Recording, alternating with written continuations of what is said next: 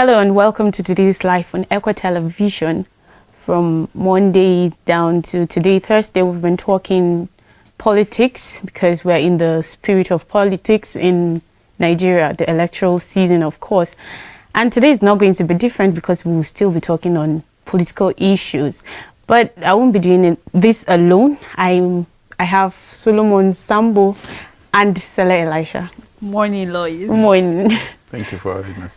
Yes, my name is Lois Struiki. Today we'll be talking on Nigeria's delegates. I know so many people have been having talks and things going on in their mind concerning the issue of delegates, party delegates. We have the All Progressives Congress, that's the APC, the ruling party, and then the PDP, the People's Democratic Party. They both had their conventions, and it's no news that they have their flag bearers, that's presidential candidates. We have Atiku Abubakar, the former vice president of Nigeria, being the flag bearer of PDP, and the All Progressives Congress having Bola Tinubu as their party flag bearer. But then there were processes that took place, like I said earlier. There were congresses that brought these people as candidates. And so we will be discussing Nigeria's delegates, that's party delegates, both the PDP and the APC. But first of all, we have to lay this, let me call it a preamble for what party delegates are. I just want to give a simple definition of what these party delegates are. A delegate is a person selected to represent a group of people in some political assembly. There are various types of delegates elected to different political bodies, but specifically in Nigeria, we have ad hoc delegates and then the statutory. These two delegates were the ones that were responsible in bringing those two presidential candidates to us. And okay, outside the two main ones, we still have Peter Obi in the Labour Party. We have Kwankwaso in the NNPP, right? But then we're not going to dwell on the candidates. Our problem today is, or our issue today is going to be delegates.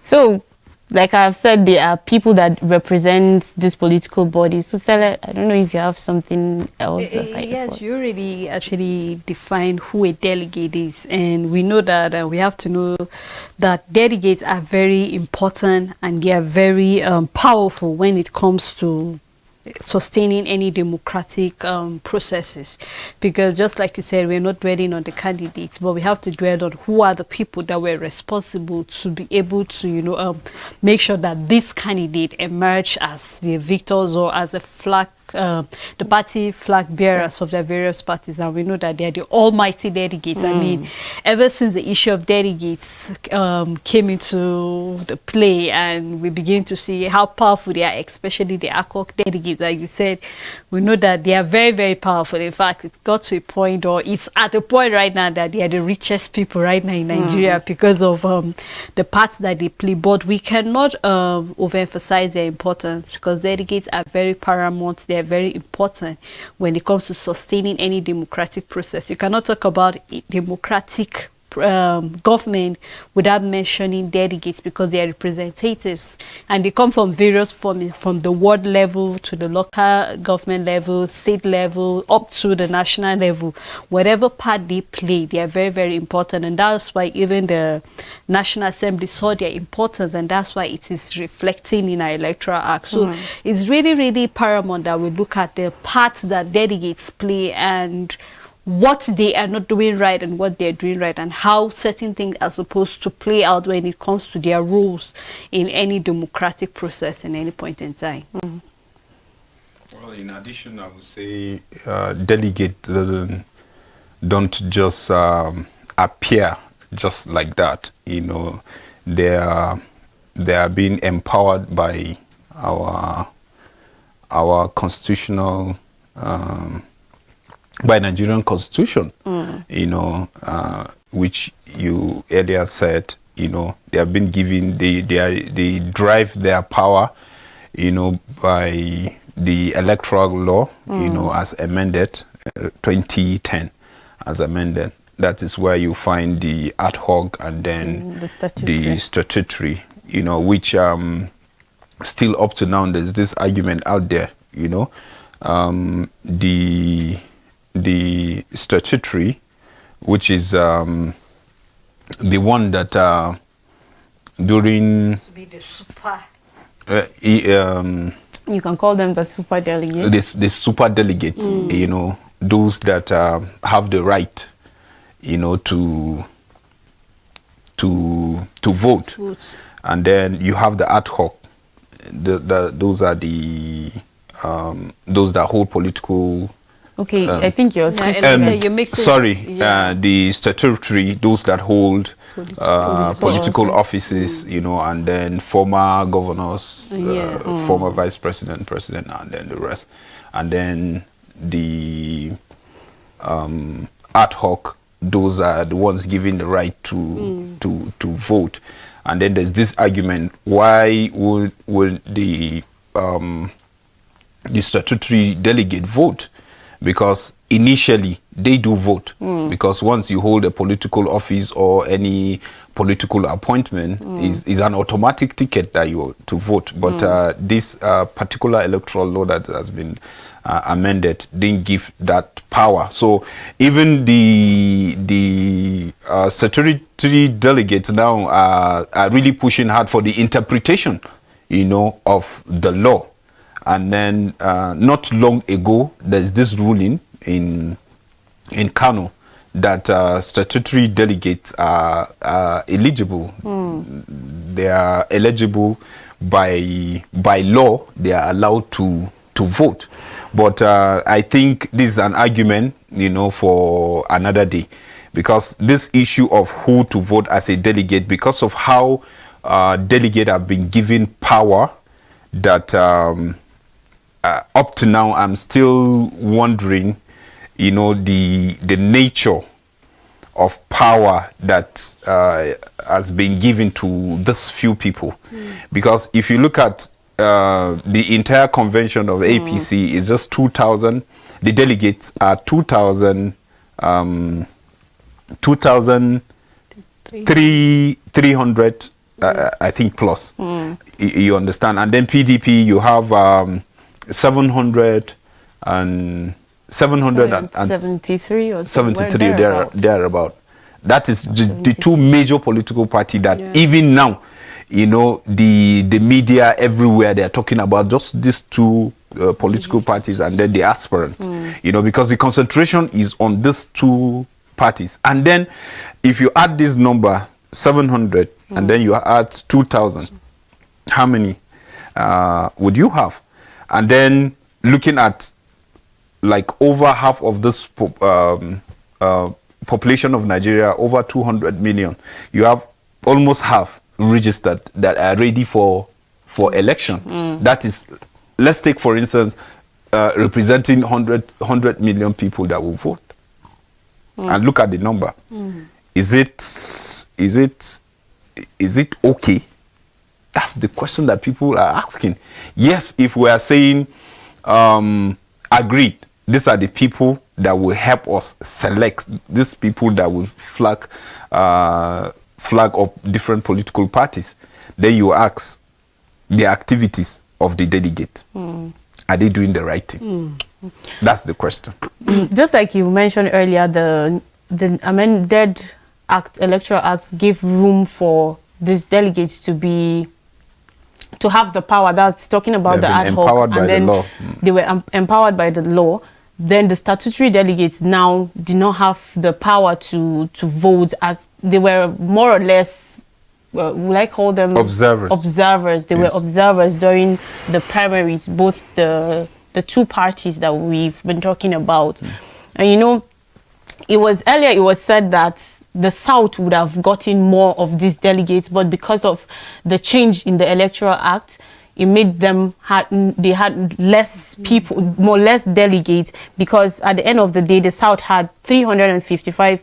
They have 355 local governments, and then they had 360 delegates. The North has 419 local government areas, including the Abuja, that's the Federal Capital Territory. They now have a total of 425 delegates. That means they have no fewer than 430 delegates in total, which give them the power. Looking at the delegates let me talk about the PDP before I go to the ruling party. We saw how things went because they had their primaries first before the APC concluded theirs yesterday. And then how the other aspirants had to drop down for Atiku for it's like a transfer of delegates, you know. I just want us to look at that particular issue of transfer of delegates, because I know that these people came out as aspirants. They wanted to be president. They wanted to give their own quota to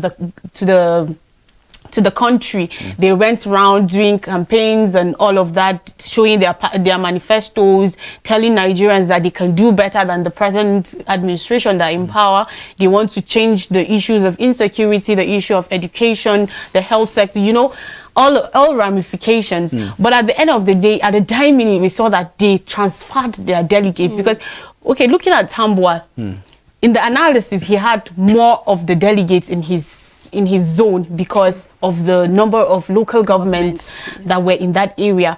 So he had like an upper hand when he talks to this particular governor and say, okay, I need your delegates. For instance, for states that do not have APC, PDP rather, as their sitting governor is not from PDP, I think to get the delegates is not going to be difficult, since it's not their party that was doing the primaries at that time.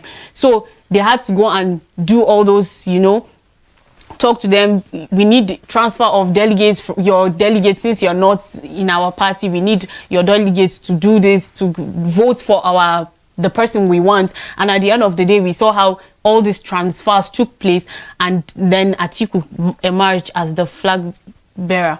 You know, this thing about this transfer of delegates, we have to understand, just like we went to say, how do these delegates come up?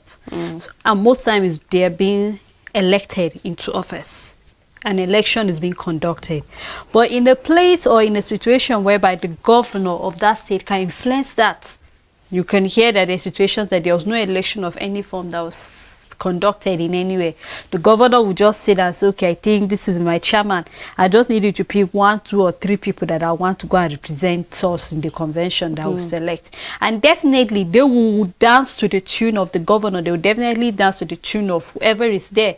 And let's not forget, especially this present convention, the ruling party and the opposition party, there was lots of rain of dollars. It was more of the highest bidder than the vote. So it was more like most of the delegates that went over there were not delegates that went there with conscience, because that was what it was written all over there. It was more like, if you're able to afford this money, you give me the money and then I will reason it. So you could hear that a delegate can collect money from about 2, 3, 4 aspirants and still go there and do what he or she feels like doing. As far as he is concerned, or as far as she is concerned, her need has been met. So she would just go, or he would just go and elect or elect whoever he feels or she feels is possible. So we need to go back to talk about the fact that the conscience of most of these delegates, because if we're looking at Nigerian delegates, it's because of the part they have played in the present primary elections.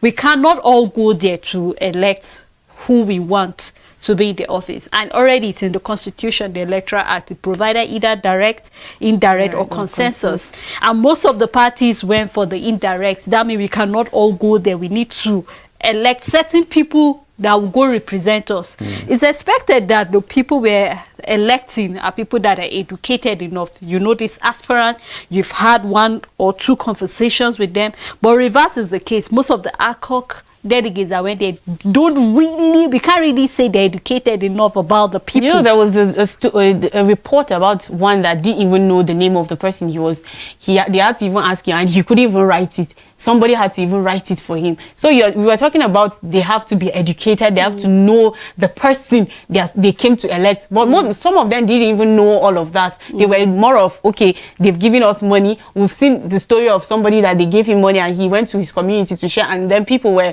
saying, is it right for him to use the bribe that was given to him? He shared it to the community, he gave the less privilege and all of that, which all we saw. And then we don't even know who he voted for at the end of the day, or whether the person that gave him the money, he was able to vote for him or not. But that is not even the case. The case was, just like you've said, money, they didn't go there with a clear conscience because there was bribe that was in the process of all of this. They were supposed to go there to represent their people, but most of them went there with their own selfish interest or the interest of whoever gave them the money. True. And still talking about Delegate, we saw where one there was, because he was not elected to represent, he told all the ward to return back the bribe he gave them. It was captured in video, even though it was in Hausa, and he said everybody should return back his money. We saw a delegate that because we saw an aspirant that because he did not win, slumped down, because out of the billions he spent, he only got 3 votes. Now we can see the role that these delegates play, because they actually realized that the future, or I don't think they've realized that the future of Nigeria lies in their hands because of what we are seeing that is happening, money at play. And just like I said, it's more like their conscience was bought, because they will go there, they don't know the name of the aspirant, they don't even know anything about him, whether he's able to deliver. I know when we're mentioning about the progress previously, we say whoever you're going to elect, you need to look at what have the person done so far.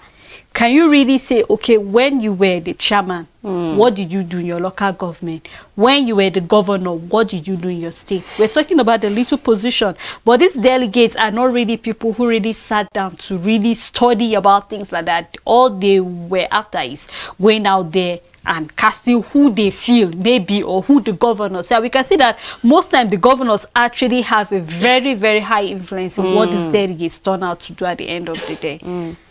Yes, I agree with you, Sele. You see, there's one thing with the party structure. When they said the highest person holding the highest position in a political party become the father or the leader of the party. That's where the problem starts. If you hear politicians talking about party structure, they are talking to you about how many words they are controlling. That's just it. That's just a simple summary. But you will hear the English party structure. You see, you talked about the governor. Yes, the major problem is with the governors. Why did I say that?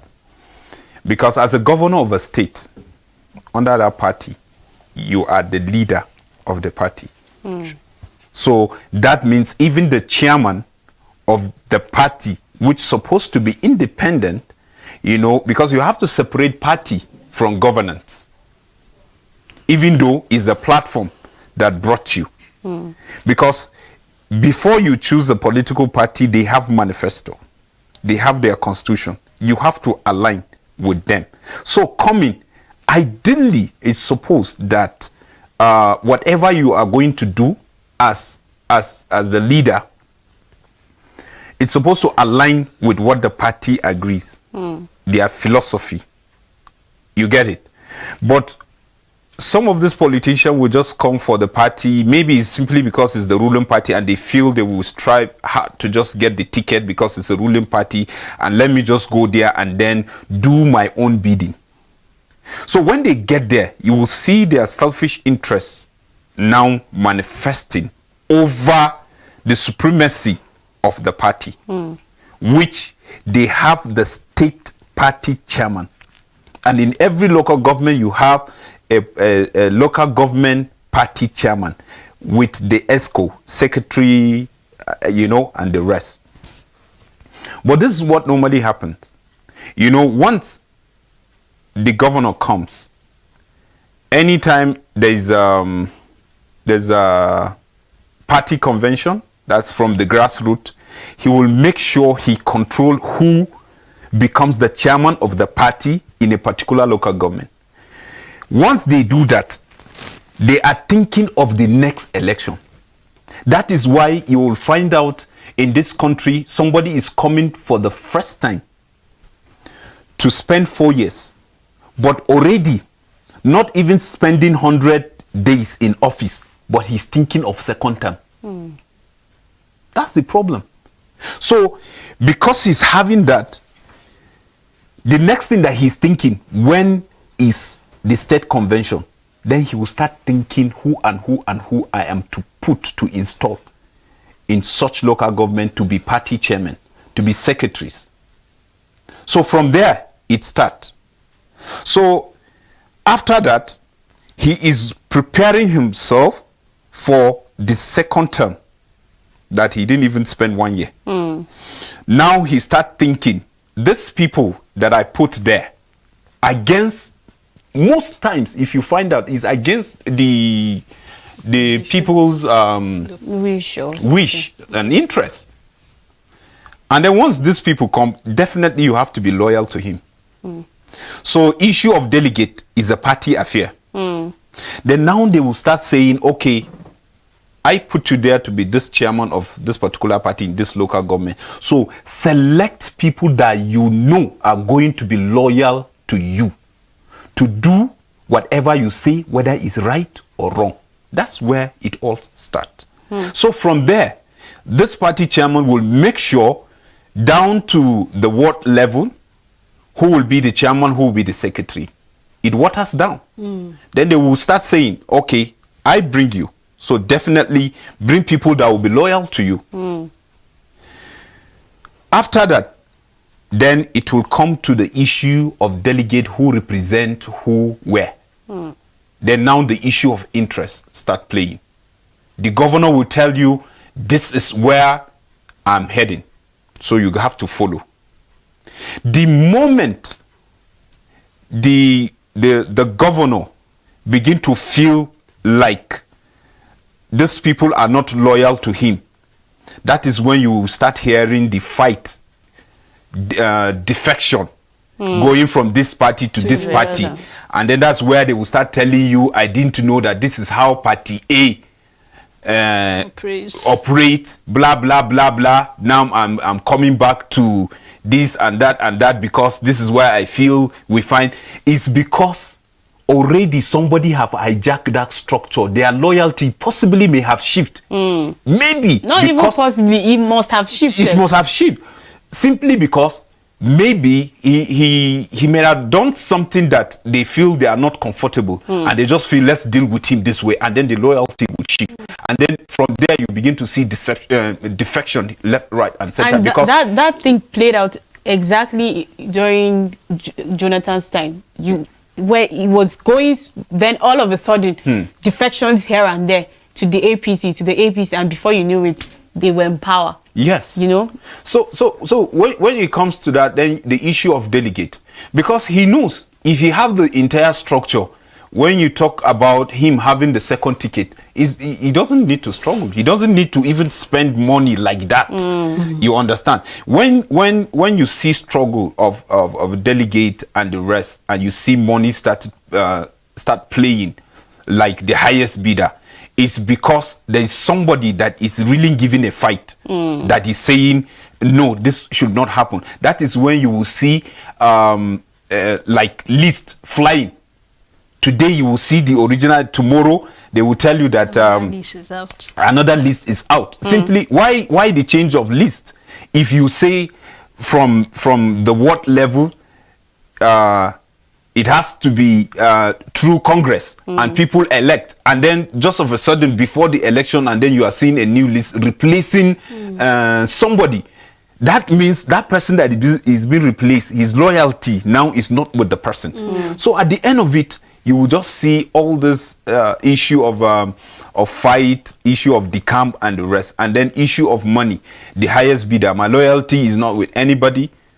Not all though. Yes. Not all though. We have sincere ones that will say, I know Lois is capable, I know her antecedent, I check her track record. Confidence. Even if is the only vote that she will get, I prefer to just give her. And then in so many instances, you will find that just the PDP convention, you know, before the PDP convention, you know, people were like, people are sharing dollars, people are sharing money, they are talking about how much they will give delegates, and somebody is there telling them how he is going to turn Nigeria around. Wow. You can imagine. And that is where you will see the issue of people selecting people that cannot even write, people that don't even know they are left and they are right. And you give them this delegate, and it is easier, you know, to control such people and say this is the way to go. You know, in a particular state, in a governorship election, deliberately, you know, some people are being slotted in the list because they know those people cannot even write. So when I come and I say I want so candidate, the person that is stationed, you know, purposely to write to people who they choose, you know, can just decide. If I say I want to be, and I can't read, I can't write, and you write A, that pass. So that is how you can see even the, or even the people that you are saying, okay, help me write. If the person, you might tell the person to write this person, and you end up writing, and that, because you cannot read, you cannot write. That is it. I don't want to call name. You understand? I don't want to call name. But if you say, I say I want write contestant A for me, and you go ahead and write C, I don't know. And I will even thank you and say, Kai, thank you so much. Thank you for helping me. Not knowing that you didn't already the person that is stationed there, there's a purpose why he's there. So that they will tell him, anybody that comes that doesn't know how to write, this is the name that you should write. write And it will go. So you can see, and this thing is happening in the grassroots. And then you expect up there to be clean. So that is why you see, once it's time for election, people talk about delegate, our fate is in your hands, and the rest. And some of them, they don't care, because it can only come in another 4 years. Once in a while. And then for the next 4 years, you are not even sure you will be a delegate. So whatever comes your way and you collect, and then it's because of you and your family, because they don't even represent the interest of a ward. Or not all do, not all, but most of them you don't just, even in represent all the interest. this not all, no, I think you just find a tiny fraction out of this not all. Really most tiny. of them Really will tiny. go for that, while just a tiny bit, and they will not even be significant at the end of the day. But then, you know, there were 13 presidential aspirants on the platform of the All Progressives Congress, that's the APC. And then at the end of the day, they had 2,322 delegates that voted for delegates for one of them to emerge as the presidential flag bearer. And then let me just call out the names of those governors and those other aspirants that came out from the umbrella of the APC. We have the former Lagos State Governor, who is the present flag bearer, that's Bola Ahmed Tinubu. Kogi State Governor Yaya Bello, his Ebonyi State counterpart David Umahi. We have former Zamfara State Governor Sani Ahmed Yerima, former Imo State Governor and Senator representing Imo West, that's Rocha Okorocha. Former Minister of Science and Technology Ogbonnaya Onu, Cross River State Governor Ben Ayade. We have General Overseer of Citadel Global Community Church Pastor Tunde Bakri, and former Minister of Transportation Rotimi Amechi. There's also the Senate President, Ahmed Lawan, Vice President, Professor Yemi Obasanjo, and Tein Jack Rich. These were all the aspirants that came under the umbrella of the APC. Then, still talking of the transfer of delegates, then we had people that withdrew at the dying minute.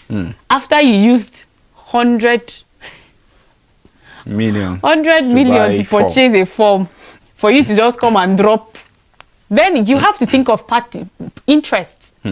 I think interest is one of the major things that played out in that particular scenario, because I can't just imagine myself buying a ticket for 100 million and then I'll just drop out just like that. It's not possible. Like, I must have an interest for me to drop out and transfer my delegates to this person that I feel, okay, should be the person that will. Ekiti State, that's Kayode Fayemi, former speaker, Dimeji Bankole, all those people withdrew, Mohammed Badaru, and the rest of them. Then we saw the only woman that was in the race too. She dropped. She was okay. I think she was in PDP, right? And then somebody said something about the mother has. They made a joke out of it that Nigeria doesn't have a mother because during her campaign she made that Nigeria needs a mother. And then at the end of the day we saw that she also the mother that we were hoping to have. Gave it to the father. She gave it to the father. We have fathers. We need mothers. Let's say if we talk about women in politics, not and then transferring to a son to take over because she's old. You understand? And then transferring to the father. So yeah. So we're still talking transfer of delegates, and then the issue of the highest bidder in Ogun. Tinubu gave delegates $25,000. In Adamawa, he gave them $10,000. And then delegates rejected Oshibanjo's $5,000 because it was not up to what Tinubu gave them. Now, Lois, the question I want us to ask in this money, the money that was given to these delegates, is it for supporting the delegates, like I can see your efforts, your transport fare, your everything, or is it a bribe? $25,000. Because we need to go, because definitely if you get to have a conversation with delegates, it will not be that it's a bribe. Nobody's going to accept the fact that I was bribed to do this. It will be more like it's a support, or where they're compensating. But if it's a support, I don't think they're supposed to reject it. I don't think if you reject support, I think you're a thief. Because you choose. Because when I come to you and say, Sele, take this, I just want to give it to you. You're not supposed to reject. But if I say, take this and vote for me, and then Solo will come and give you, okay, maybe I gave you 10,000 and Solo will come and give you 20, and you say, no, I don't want that, your 10,000. Is that's automatically a bribe to me? That's how I see it. That's where I'm heading to. The reason why I said it's a question for us to ask whether it's a support or a bribe is because I believe that these delegates are not answerable to anybody. Because if they are answerable to someone, then it should prick on their fact that, because we spoke about the fact that it's all about the highest bidder. It's supposed to be when I come, you look at my competence, you look at how accountable I can be, you look at what have I done so far. That's the initial idea. That is an initial idea. You now say, okay, yes, Sele can deliver. Let us give it to her. Vote of confidence. You have confidence in me that when I get there, I will deliver. But reverse is the case what we're seeing right now, because each time it seems as if we're going from pan to fire in this country with the way delegates are moving about issues. They are, just like I said, delegates are yet to really realize that the fate of Nigerians presently is in their hand. We've mentioned about the fact that we're not educated. Because if we are really educated, then, I mean, if I get angry, someone would say, if I get angry, the delegates are collecting bribes, then I should go register in a party in my ward. Nobody's stopping me from that, because if I want to change the narrative, I should not sit back here and keep complaining that delegates are collecting bribes, delegates are not doing things, delegates don't even know who the presidential aspirants are. They just know a name, and then that, okay, is it this face? Then you just go give your vote. You don't know anything whatsoever about the person. So we need to really go back to the grassroots, just like you say, to really enlighten these delegates. Do they really know who this aspirant you are going to go and vote for? And I if you ask me, I'll tell you, I totally blame the House of Reps, because they were the people who wrote that law. When they wanted to reverse it, it was too late for them, because they're the ones that were supposed to go do this election, not the ACOG delegates. Because it is expected that they have they must have had conversation with this aspirant. They know them better in and out. So you should be in a better place to say, no, I don't think so far what this aspirant have done, I don't think we should give him the position. But possibly maybe when they're setting that law, they did not realize that it would backfire on them when they were writing the Electoral Act. And so when they wanted it to be changed, I think that was when the president showed them that, okay. You see, the former president of this... Before you continue with your line of thoughts, if you're just joining us, it's today's live, and we are live on Facebook and YouTube, and you can send us your comments. Let's hear what you think about Nigeria's delegate, the mighty delegates that have brought this presidential flag bearers for the APC and then the PDP. Please continue. Yeah. You see, the former president said something, concerning delegates. He was raising concern. And then he quickly talked about the National Assembly, saying laws are supposed to solve problem, not to generate problem. So you see, like you said, they just create this law, and they quickly, when they notice that is not favoring them, that is not favoring them that much, quickly they went back for amendment. You understand? So for how long should we be practicing in that way or acting in that way? You see, this laws, you can't just be rational about it. These are things that you make research, look at it critically, look at the negative effect, and then weigh them. But you see, now they look at what do you call it? How do they put it in the National Assembly? Just escaped me. Like you presenting a bill. A bill, yes. Thank you, Siriat. Presenting a bill. Now is something that even those that are in National Assembly or State Assembly that they brag with. I raise so motions, I support so motion, and then I am a co-sponsor of so bill, and they tag it as. So you just see any kind of bill like flying simply because someone want to use it and said, no, that's not how it should be. It should be law.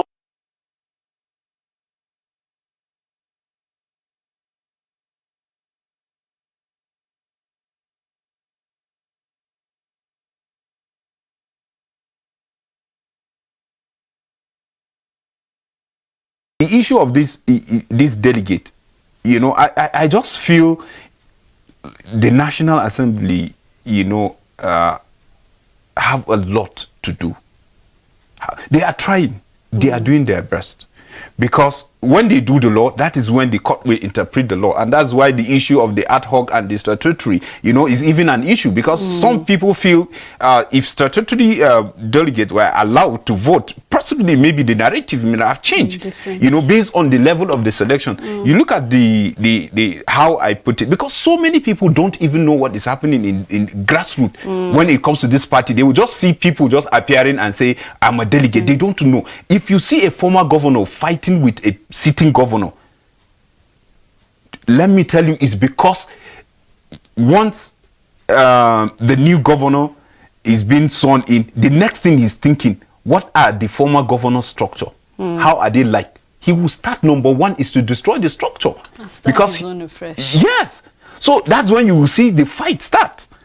So because he would like to put his own structure too, so that the former governor will not, if he wants to do something, and then the power is with the former governor when it comes to the party. And that's when you will see, once a new governor is coming, the other former governor is leaving, because the structure is no longer in his hand, because they determine. And that is not how it's supposed to be. That's not how it's supposed to be. What you just said, concerning people going for their own personal interest when it comes to campaigning on a particular office that they want to occupy. You look at it that most of them, they don't even have national interest or state interest or where they come from. That patriotism is not there. All they are after is that, okay, we are peer group, me and Lois and Sele, and then why will Sele have such house, such control of wealth, and then why Lois is this and that, and then me, I am just there. I'm just thinking of how to step up. And then people look at politics as business, and that's where I'm going. Are we supposed to look at it like that? It's a place of leadership that you're offering yourself to lead. What is leadership? Leadership is service. You're coming, they are expecting that what you even have, for you to even put, even in the office where you are occupying, not what the office will give back to you. Because if you look at it, okay, look at this money that these people are spending. calculate, even if someone is giving this delegate $25,000 how much is this? Calculate the with the present dollar rate, Nigeria, which is close to 600 or there, close to 600, 5 plus. It depends on how the market is. Then you calculate how much is it and how many are they. Even the 25 that bought from and then some drop. Some of them are just out there. You can imagine someone saying, I want to be president. And along the way, you just come and you tell me that because you want to grow old, and you are dropping for an old man. And the same people will come and tell you that youth are not given opportunity to do that. Is it not an opportunity for you to showcase what you have as a youth and then show your drive and fight to the end? You look at it. So some people, that is the reason why some of the attitude of even some of the youth that have the opportunity out there, some of us that are out there will be doubting them. And you begin to see, okay, and later he will say, I'm the one that is representing youth, and then the youth are not this. And when you represent us, and then you just go at the dying minute, and you give us that kind of impression, and you expect us to give you support, or you expect even the gray-headed people to respect us as you to say we are ready to take over. This is person that make a remarkable achievement when it comes to a political political ring in his own time. Dimeji Bonkole, I can say he's the youngest speaker that I've ever served in this country, and he did well. He did well. We can't say he's novice. He's qualified. He's qualified because he has proven himself in the House of Representatives. And just check this statement. Like one Lollywood actor then, in one of the state assembly during the NSAS. Look at what he said. You are a youth, and look at what he said that time. That almost got him into trouble. You understand? Because people misinterpreted him for several things. So you see the business. Now people are coming. Those people, you tell me that you buy from 100 million just to come and tell me that you want to grow old. What's that? Did you calculate that before? Doesn't even make any sense. So you see what they do. Is a business. It's a calculated political business. That you say, okay, I bought 100 million. That means I have donated 100 million to the party first. And even if I don't even have a delegate, for the fact that I donated 100 million to the party, they can't say they won't do with me. So what they do, some of them they know, even based on political calculation, they know they won't get it. For instance, the Tambuwal of Sokoto, he know based on the calculation he won't get it. Why were you out in the first place? That's the question that I ask personally. And some people out there, they are reasonable, that their heads are working. They are asking, why did you go out in the first place? Because based on the calculation, number one, it won't come back to naught. Based on what the calculation supposed to be. Northwest for that matter, because the present sitting president is coming from that zone. So, and then you are coming to contest. The question is that, is it supposed to come to the north? Even if it's coming back to the north, not the northwest again. So he knows. But he used that in order to say that, okay, he has a delegate. The ordinary delegate, that whether he contests or he doesn't, he's a governor, he's in control, everybody knows. So nobody can just fool us, that you will just tell them as a governor, this is where to go. But he shows that you don't even have to come out. You don't have to come out. You understand? But they stage those state managed, my own personal interest, those state managed acting, just to show the world that I declare to the world that I'm with you. So remember me in your kingdom. True. That's the truth. That's very true. That's so what it looks to me, I would say even to the delegate, it's betrayal. It's betrayal. Because to some, it's not what they want. But because this is where the governor is going, you will say all the delegate, the vote coming from so state should be transferred to. You see all of these things, and you expect after the person wins, these people, some of them you don't even know how they get their money. Even some of them that are in power, the money yes, you will say to some certain benefit of doubt, yes, they can occupy some, they can get some certain amount of money. But if you look at what they spend, it's beyond. So at the end of it, you look at it, they are using even government fund that is supposed to do project or something, and then doing party activities, which is wrong. So on its own is corruption. So at the end of it, you give us a leader that we are just there. Then once he match, he start thinking, who gave me this, who made this statement, who do this, who did this, and then you bring them in the cabinet. Even if somebody donating money to you, you don't even know where he gets the money. All he's after is when you get there, remember him in your kingdom. And that's it, the cycle continue. And when you come, you bring them in your cabinet, they begin to siphon money, you begin to give them contracts that they don't deserve. Because they have used their money so they have to that's what I'm saying, political business. So it's strategic. I just feel when you talk about delegate, I would say we are the real delegate. We are the real delegate, the masses.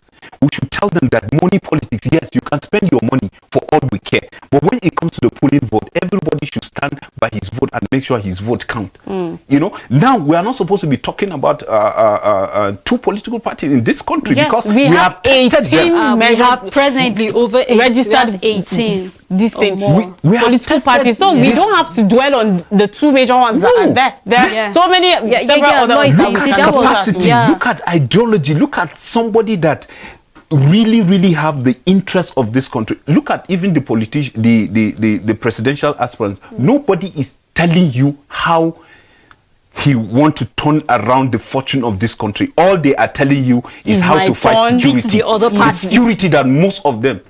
Because that was what we're facing. That was, let me just say this, it was the security they used to come to power in the first place. They used the former regime's, will I say, weaknesses to say, when we come, Boko Haram will not exist. I remember there was somebody that during their campaigns and all of that, that said he would deal with the issue of insecurity in 2 months or so. And then at the end of the day, when given the opportunity, the person might not even end up doing what he has said he would do. So that was what they used to come into power. And at the end of the day, we saw how things have really gone. Someone told us that 6 months, the issue of Boko Haram will be over. Now we have countless, if you name the sects, they are just there. ISWAP, Boko Haram, so kidnappers, just bandits.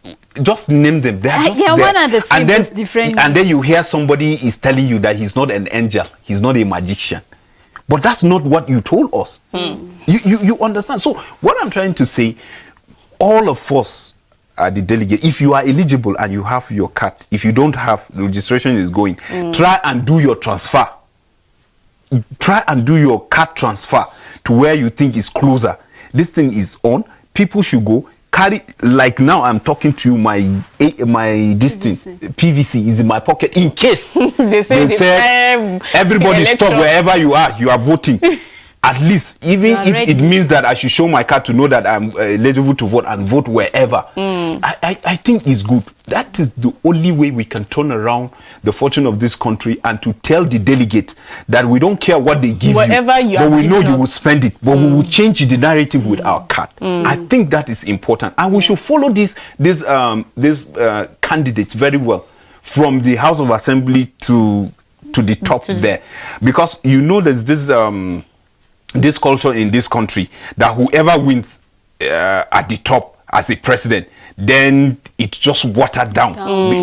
We can't be doing things like that.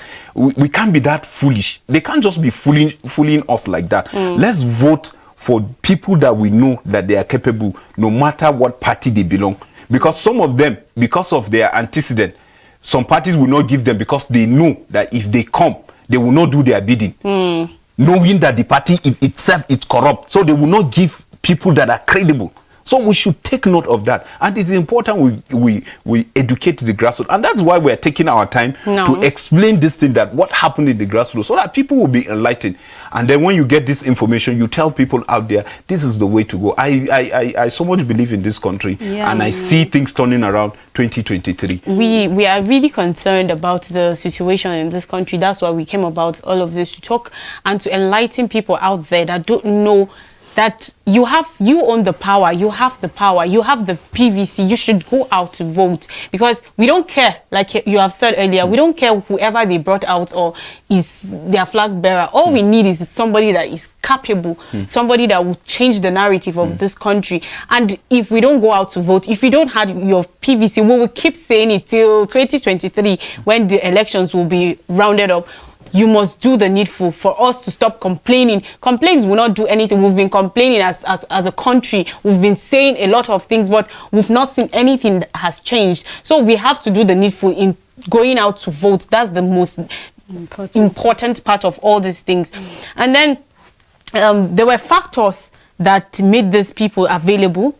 And then earlier I said delegates in states with incumbent APC governors, let me use the APC for instance, like Ogun, it was not difficult for them to secure those delegates. But in states like Adamawa, they didn't have an incumbent APC governor, so like the transfer was easy, because since they didn't have anybody that was there, they would just take all of this. But then we have talked so much about transfer of... There's a minister there, so he expected that the minister is the leader of the party, so the minister decided. That's how it is. So when you see a minister fighting with the governor, it's because of the structure, where the minister or where a senator is controlling. Is the minister where he's controlling, is he aligning with the governor? Or is it aligned? So these are some of the party wahala that you see happening, but you don't know the nitty-gritty underground. These are some of the things. So you see all those fights staging, and then people are just wondering and asking questions. Well, I just want us to, our time is fast spent, so your last word. Okay, I think from me, what I'll say, and I'll keep emphasizing the fact that, just like you have said, enough of the complaints, enough of whatever that is happening. Yes, we know that so far delegates have not represented us well as we expected them to. Most of them do, not all. But then what I'll say is that I'm not going to sit here and lament that the delegate from my local government or the delegate from my ward did not do what is expected. If I am so angry about that, there are over 18 parties. I can register to any party of my choice. I can go to my ward level and then just be a party member, be active. Let them know that I'm there. Because we sit back here and they don't even know you in your local government. They don't even know what your name is. They don't know anything about you, and we're back here complaining. So we should take the bull by the horn.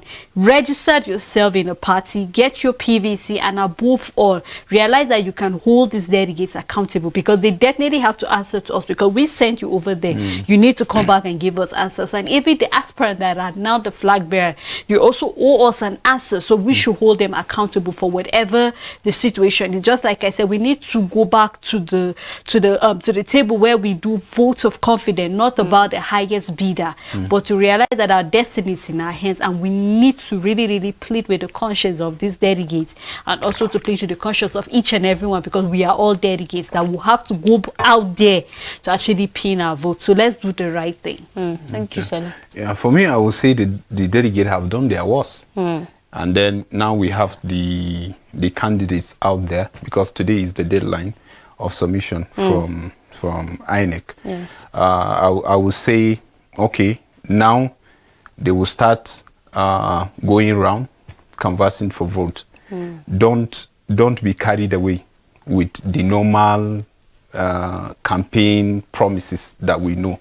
Look at people that are patriotic, people that are worried about the situation of this country, people that really want to turn the fortune of this country, people that want to bring back this country in a pedestal of global participation, that will not be tagged with negativity, in all we do.